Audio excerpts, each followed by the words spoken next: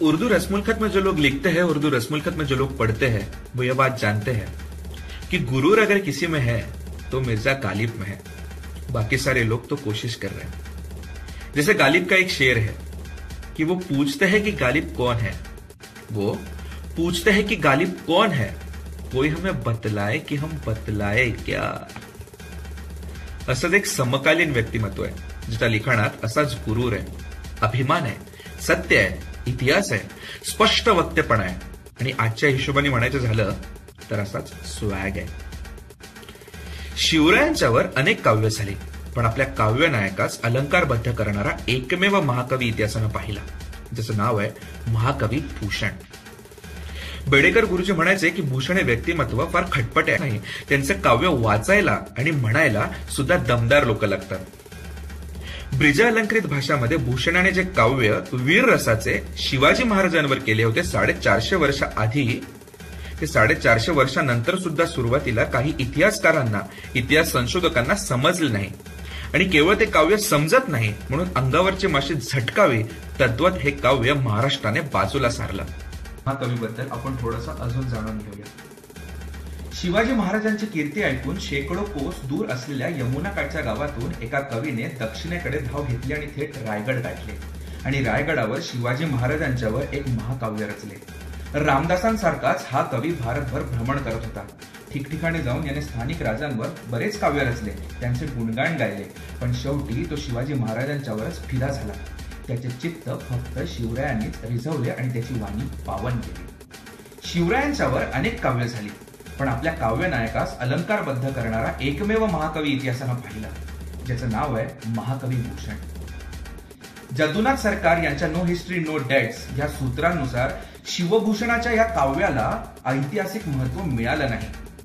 महाराष्ट्राने दुर्लक्षलेला आणि इतिहासकारांनी अनैतिहासिक म्हणून बाजूला सारलेला कवी भूषण याचा शिवभूषण हा ग्रंथ अजोड आहे, यातच खरा इतिहास आहे। अलंकृत भाषा ब्रिज अलंकृत भाषामध्ये असल्या कारणाने तो समजणं जरा कठीण। हिंदी कविता शिवाजी महाराजांवर लिहिल्या गेली ती कविराज भूषणांच्या लेखणीतून बाहेर पडते।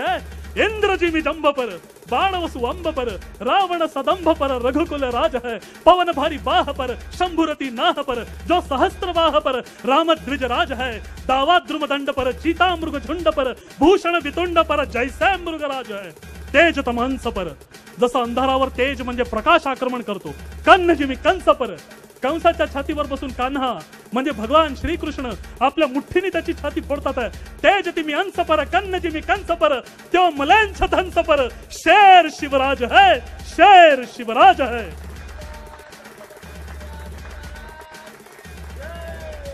महाराजांचं लष्करी सामर्थ्य, महाराजांचं घोडदळ, महाराजांचं विशाल पायदळ, ते प्रचंड हत्तीदळ, ते हत्ती एकमेकांवर आपटतात आहे, तर त्यांच्या धक्क्यामुळे आजूबाजूचे सैल म्हणजे पर्वत उसळले जातात आहे, त्याच्यामुळे धूळ उडालेली आहे आणि चंद्रमा आणि सूर्य सुद्धा लहान लहानच्या ताऱ्यांसारखे झालेले आहे।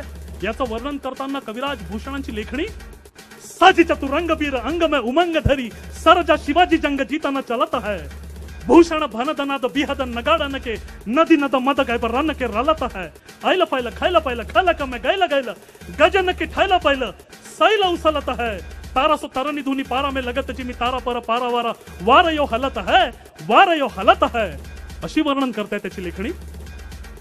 आणि हे सगळं करत असताना औरंगजेबाला सुद्धा चिमटा काढतोय की औरंगजेब तू असशील पराक्रमी, तुझ्यामुळे मोठे मोठे राजे पळून गेले, काही समुद्रापार गेले, काही डोंगर दऱ्यांमध्ये जाऊन लपले, पण एक लक्षात ठेव, तुझ्या औरंगशाहीशी लढणारी एक शिवशाही जन्माला आलेली आहे.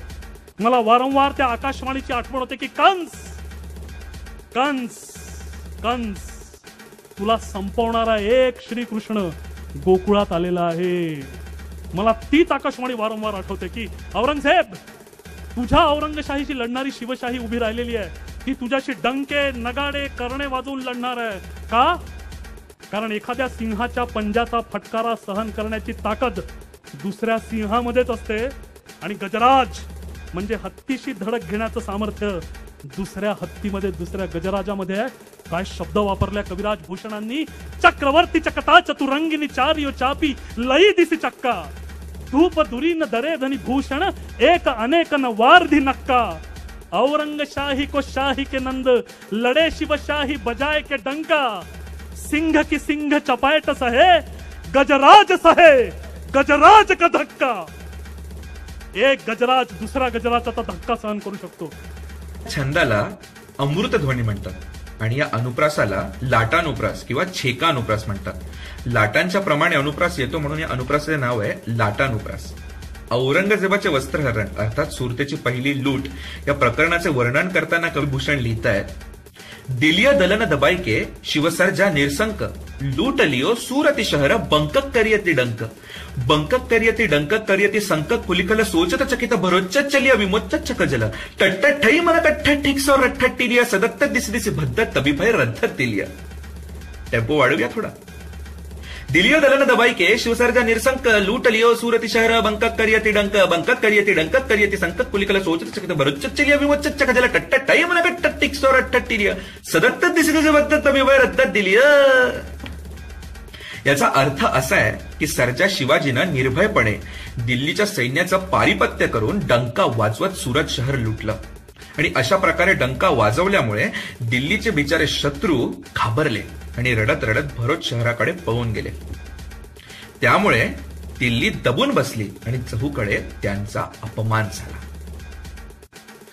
महाराजांचे गुणगान गाणारे भूषणाचे हे छंद म्हणजे राष्ट्रीयतेचे जागर गीतच आहे आणि आपण हे काव्य वाचायला हवं, समजायला हवं आणि ज्यांना माहीत नाहीये त्यांच्यापर्यंत हे पोहोचवायला हवं. शिवाजी महाराज जेव्हा युद्धाची घोषणा करतात तेव्हा नेमकं चित्र असतं तरी कसं आणि आपल्या मावळ्यांची नरसंहारक क्षमता नेमकी होती तरी किती याचे वर्णन करणारे भूषणाचे हे छंद क्रमांक 30 आहे, ज्यामध्ये कविभूषण असे लिहितायत की प्रेतेनी पिसाचरू निसाचर निसाचरी मिली मिली आपूस में गावत बधाई है बेरु भूत प्रेत बुरी भूधर भयंकर से जुत जुत जोगिनी जमात जुरी आई है. कल की कई कुतूहल करती काली डिमक डिमक डमरू दिगंबर बचाई है. सिवा पूछे सिवा सहु समाज आजू कहा चली काहू पे सिवा नरेश भ्रुकुटी चढ़ाई है. थोड़ा टेम्पो वाढेगा असो. प्रेतिनी पिशाचरू निसाचर निसाचरी हो मिली मिली आपस में गावत बधाई है भैरव भूत प्रेत बुरी भूधर भयंकर से जुत जुत जोगिनी जमात जुरी आई है. कल की कई कुतूहल करती काली डिमक डिमक डमरू दिगंबर बचाई है. सिवा पूछे सिवा सहु समाज आजू कहा चली काहू पे सिवा नरेश भ्रुकुटी चढ़ाई है. वीर रसाच्या या काव्यात अप्रस्तुत प्रशंसा अलंकार आहे, ज्याला आपण स्तुती अलंकार सुद्धा म्हणतो.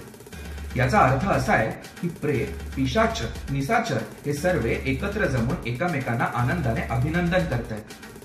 भैरव, भूतखेत, 64 योगिनी यांच्या झुंडीच्या झुंडी जमू लागलेल्या आहेत. काली सुद्धा किलकिल करत आनंद व्यक्त करते.